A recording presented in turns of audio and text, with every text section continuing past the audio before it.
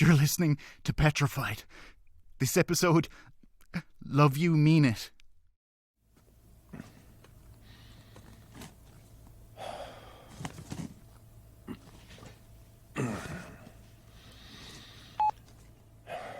Nearly 3:30 p.m. It'll be too dark soon. Crap. Well, it has to be done.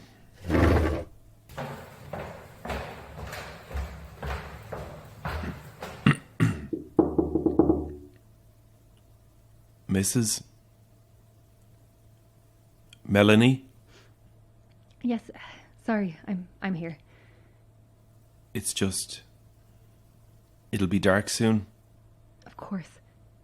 I'm sorry for keeping you. One sec. It's perfectly understandable.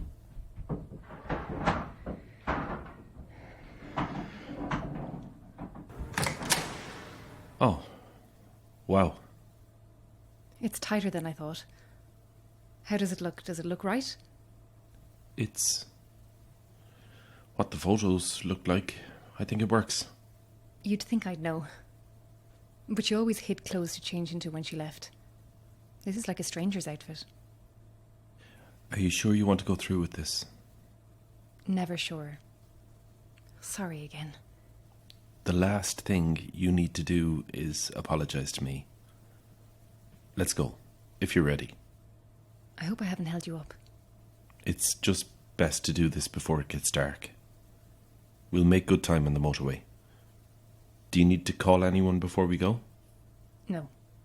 No one.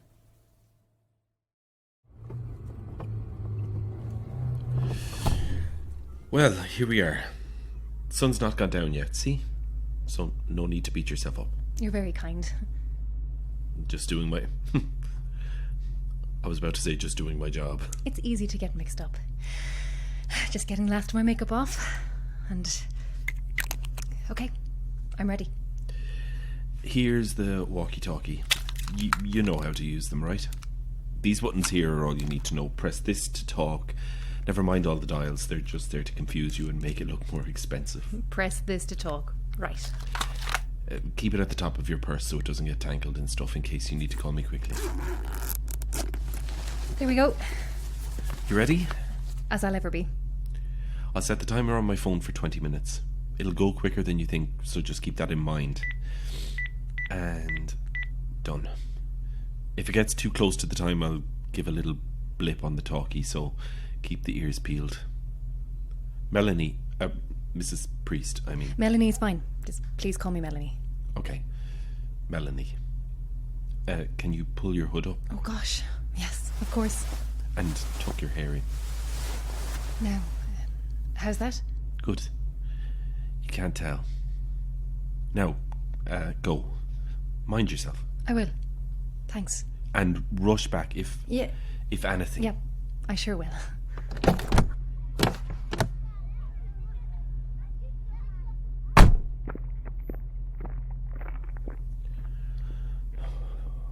Please God, let this go well.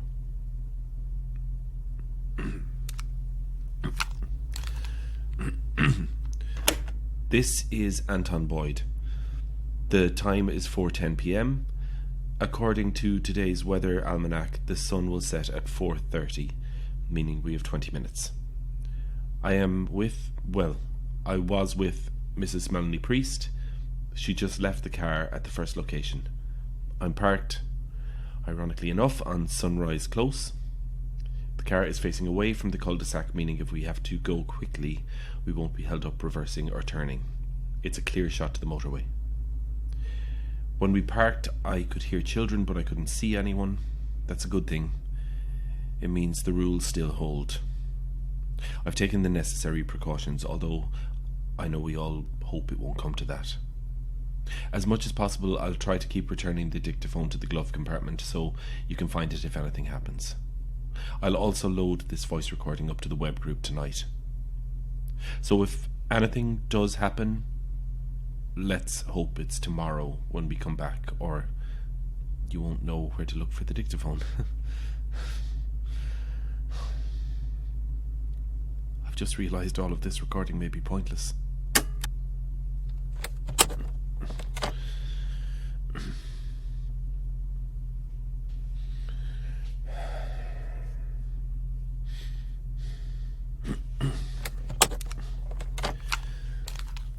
You know, actually, I was just thinking...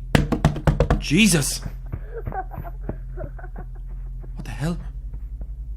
No, that can't be right. What time is it? Melanie, can you hear me? Get back to the car now. Oh, no.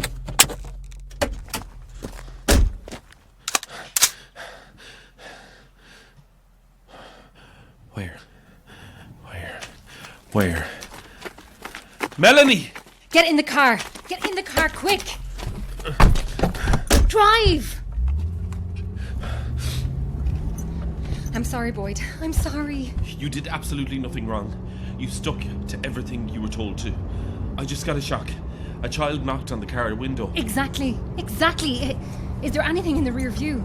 There are no vehicles anyway. What happened? I went to the bench, the one in the open area in the middle of the flats. I kept my hood up. I just sat there and made no noise, letting myself be seen, like we said. And then I could see a group of children watching me from the stairwell in the flats. They were hidden at first, but I could make them out in the shadows. No adults, just children. I think it worked. They thought I was another child, and then 2 of them came out. What? Walked straight out. One of them walked along the side of the flats, away from me, hugging the wall. Then that particular child disappeared from view. That must have been the one who... Sorry? Nothing. Keep going. The other one, it was a girl. Looked maybe 10, maybe 12, but who can tell really? She walked slowly towards me. It was like a deer walking towards, well, a human, I suppose. I was terrified to move in case I spooked her. I kept my face pointed toward the ground with my hood up, looking up at her through my hair. That's when I realised my hair had slipped out of my hood. So I put my hand up to pull it back, and that's when your walkie-talkie went off. No, I'm so sorry. When the girl heard it, she froze, startled, so I looked up to try and calm her. And that's when she saw my face, and she screamed so loudly I had to clap my hands over my ears. I ruined everything for you. I'm sorry. I panicked. I blew it for you. No, Boyd. But we know now. Because of my size, I can pass for a child. It's this damn greying hair slipping out from under the hood. I'll have to find dye somewhere, or just shave it off. Don't do that. You lovely hair. It's just not kids' hair.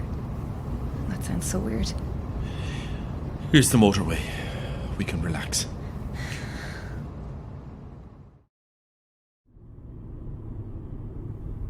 Hello there. Gosh. I'm sorry. Was I asleep long? About 15 minutes. I didn't even realise I was dozing off.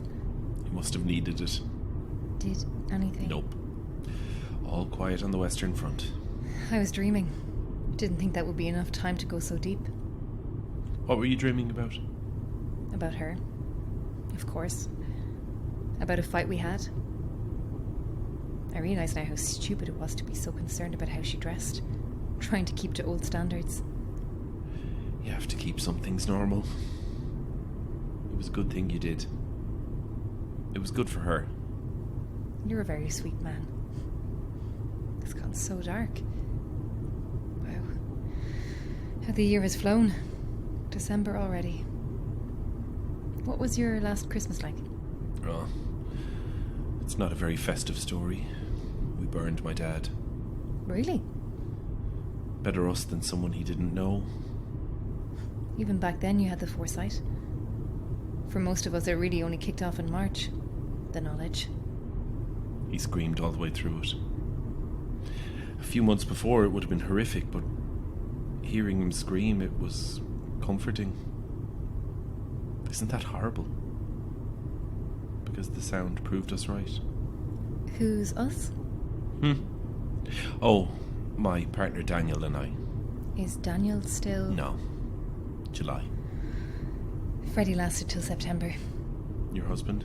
As good as. We never married. Being progressive. I'm sorry now. I'm sorry we weren't completely old-fashioned. What was your last Christmas like? Old-fashioned. Turkey, crackers. And Freddie kept pulling out this sprig of mistletoe. We could feel it. Like it was in the air. But we certainly weren't as far along in the knowing as you would have been. Only because of my job. We caught up with you soon enough. Wish we hadn't, though. Oh, shit. Shh. Shit, indeed. So the motorways aren't reliable anymore either. How will we clear it? I don't know. It's either a small group that worked on that for hours or a big group that put it up really quickly. They could be close. It's just couches.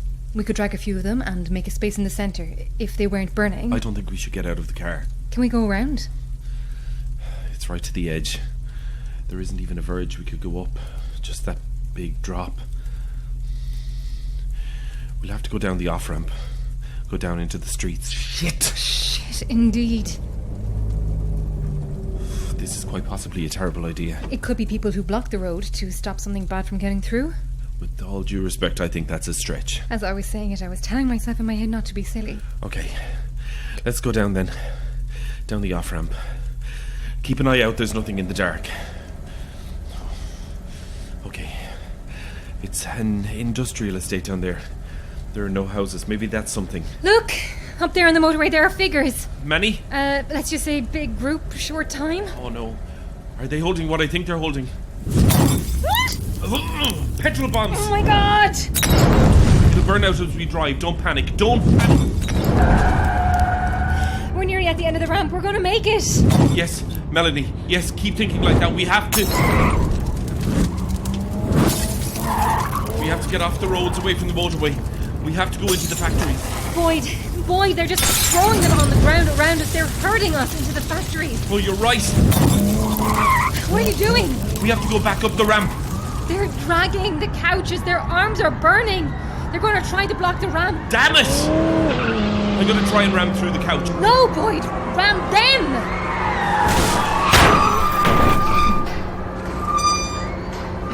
Oh, we're blocked from getting back to base. There's sparks coming up from the bumper. It's too loud, it has to come off.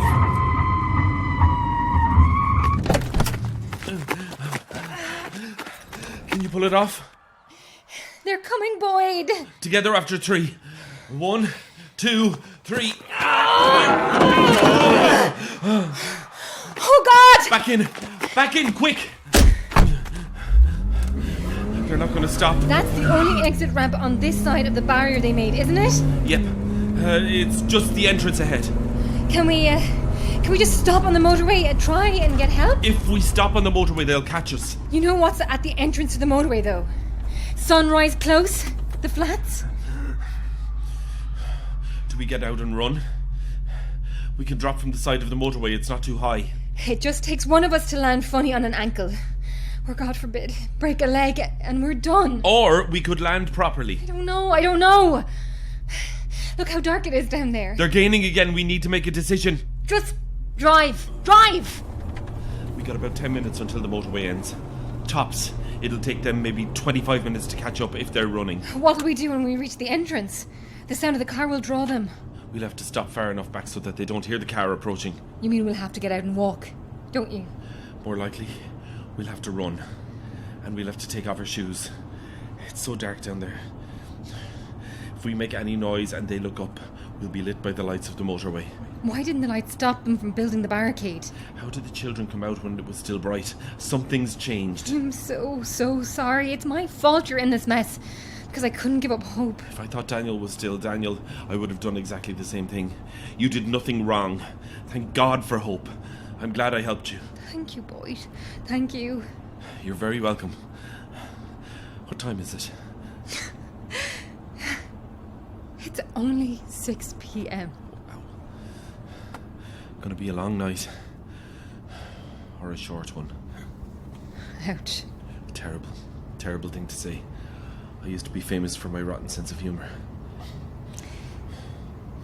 Tell me about yourself. Things you like, little things that happen to you, and I'll tell you about myself. So, if something happens, one of us will remember. Even better. Look at this.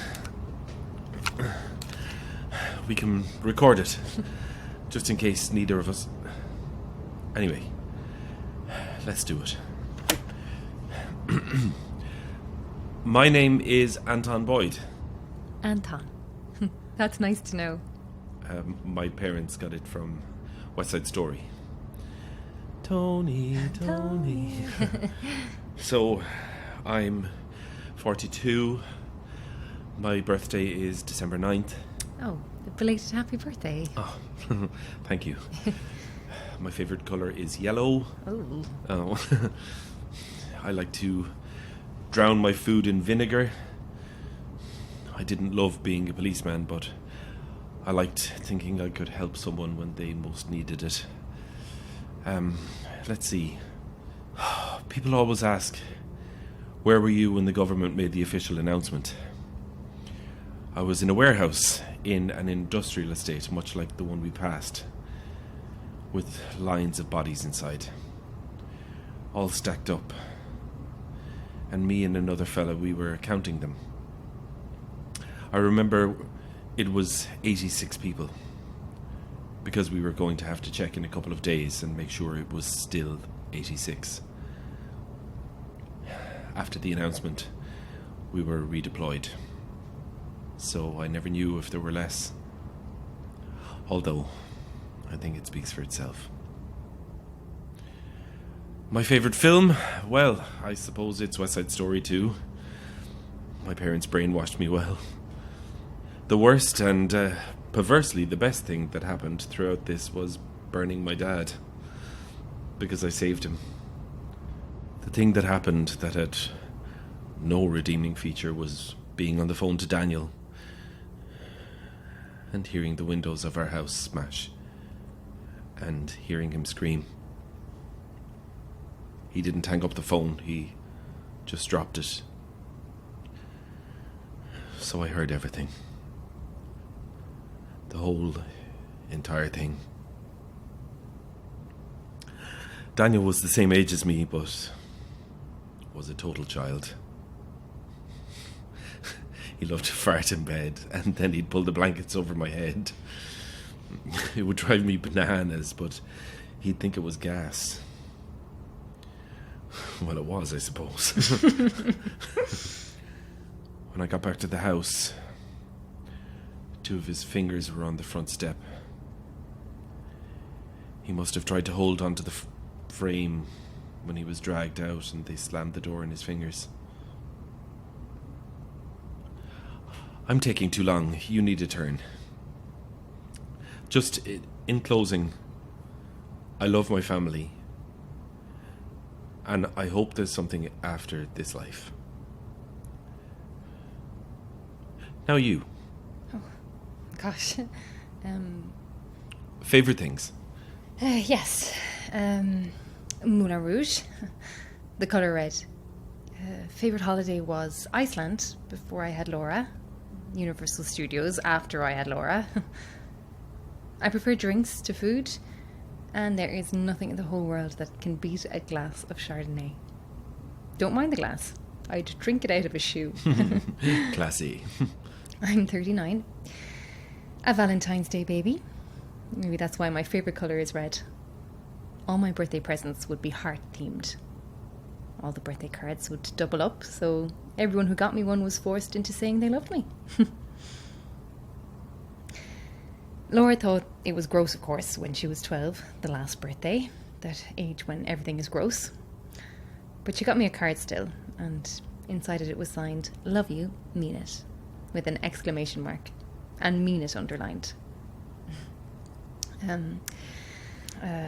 Where was I when the government announced the emergency? I was on a date night with Freddie. We had gone to see some really brilliant thriller, actually. I can't remember what it is at the minute. But at least the last film I saw in the cinema wasn't shit. The announcement was on the telly in the pub we ran into for help after the film. But I didn't need to see the news because we knew beforehand. While we were walking, a van skidded past us. There was a teenager walking ahead, a skinny 14, if he wasn't younger. And when the van pulled abreast, the side door slid open and the scrawniest looking arms with the boniest fingers lifted him off his feet and pulled him in. Slam. We ran after it, but it was a van, duh, so we ran into the pub to get help, and no one would listen to us because the TVs were on. Those photos they showed, the videos, we'd all see similar on the internet or WhatsApped to us, but to see it on the news made it official. That's when I knew we were done for. I'm sorry to say this, Boyd. And I hope it doesn't upset you because you've just been so lovely.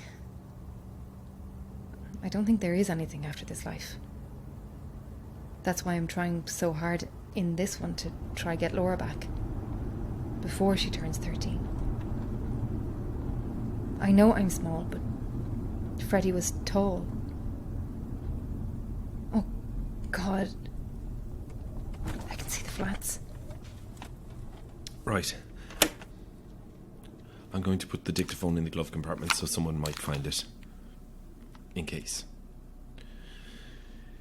If all goes well, we can come back for it.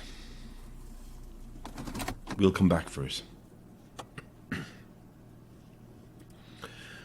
I have this gun too. If it comes to it, the sound will draw attention, so it's a last resort. We only use it if there's no other option. Okay. Take off your shoes.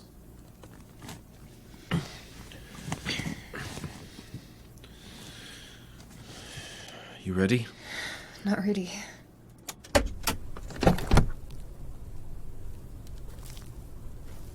We have to go up Sunrise Close. If we can get through the flats, there's a park with a river. If push comes to shove, we can get into the river. It's not deep. And then we go with the current. Anton, can we hold hands? I'd like that.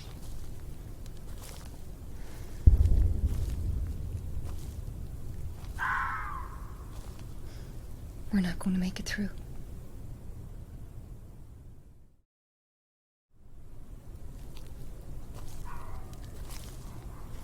Okay. The flats. I think we go through the center. Stay close to the walls. If there's anything on the upper floors, we'll be blocked by the balconies. If there's anything in the stairwells, We sprint. Boyd, stop.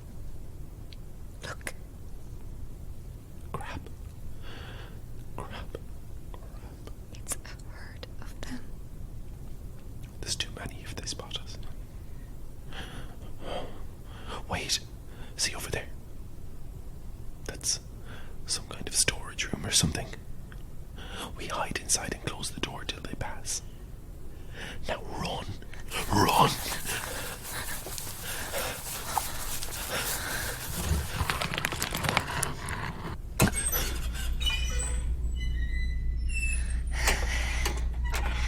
They didn't see us.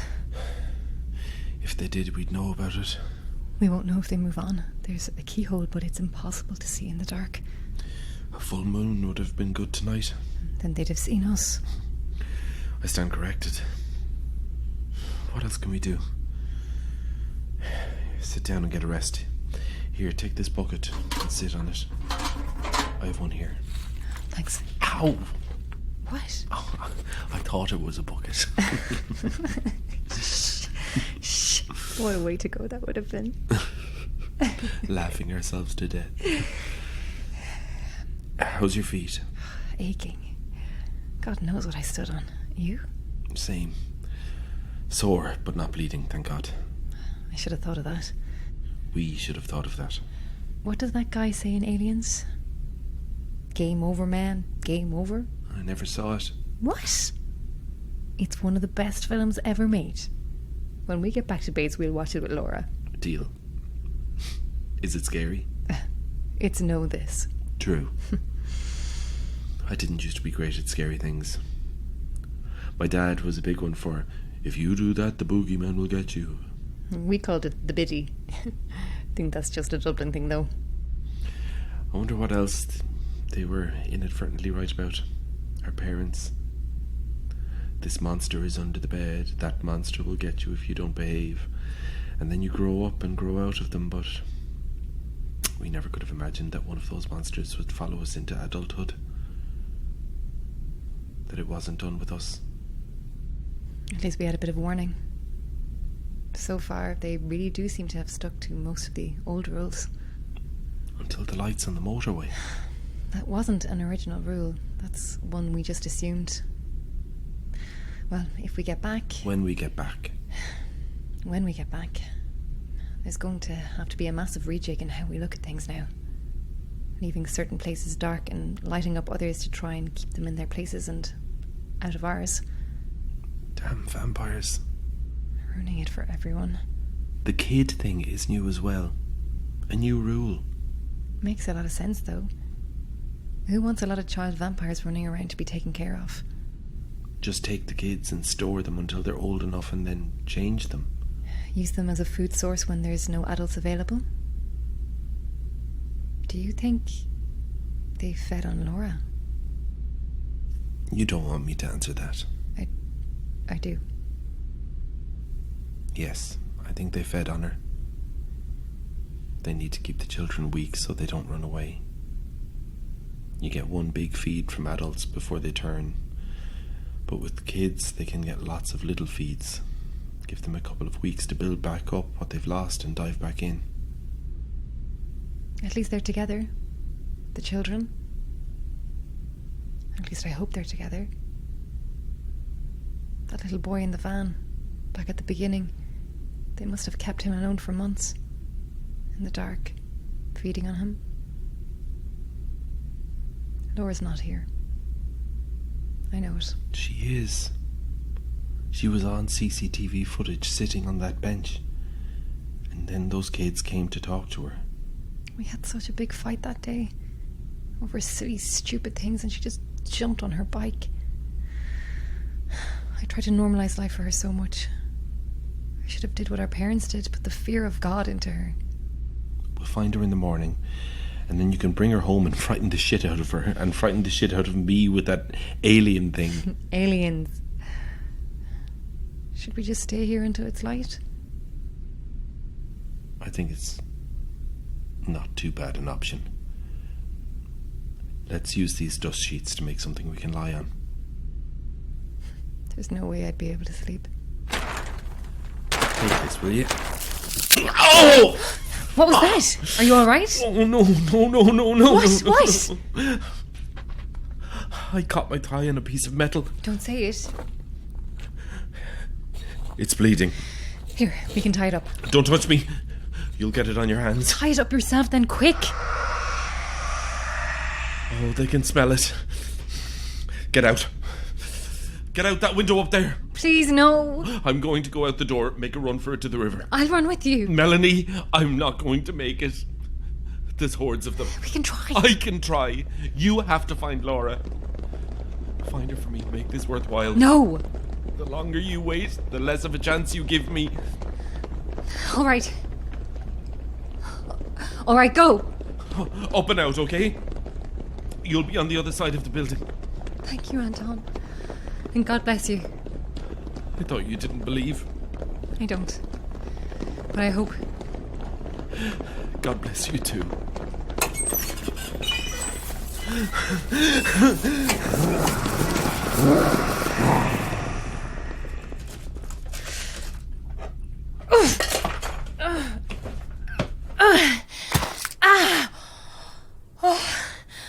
My ankle. Oh, damn it.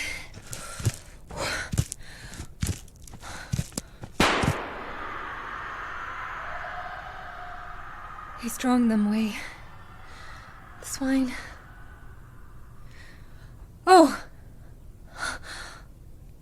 Hey there. Hello, little one. No, wait. I'm not one of them. Look at my face. See? I'm not a monster. Have you seen my daughter? Is she with you? She has black hair to here. God, there's probably a ton of girls with long black hair.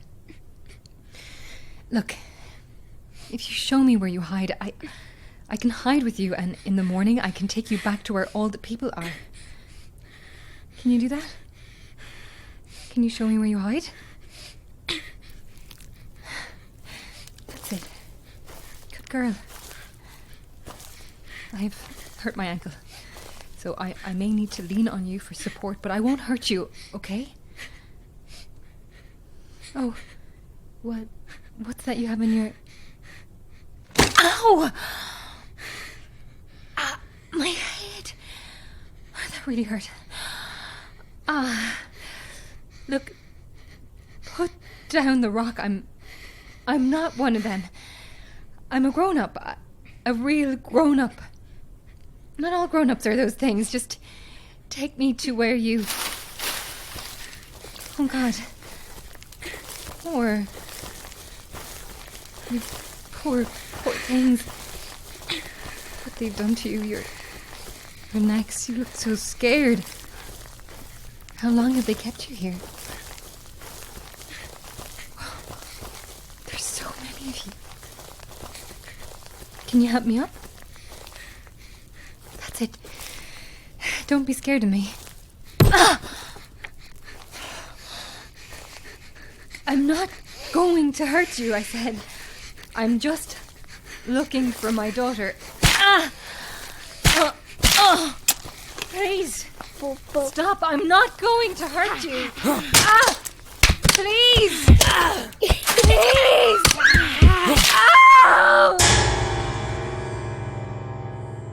Love You, Mean It starred Amy O'Dwyer as Melanie and Donncha O'D as Boyd. It was written and directed by Peter Dunne and produced and edited by Liam Geraghty. You can keep updated with all things Petrified on Twitter and Instagram at petrified_pod.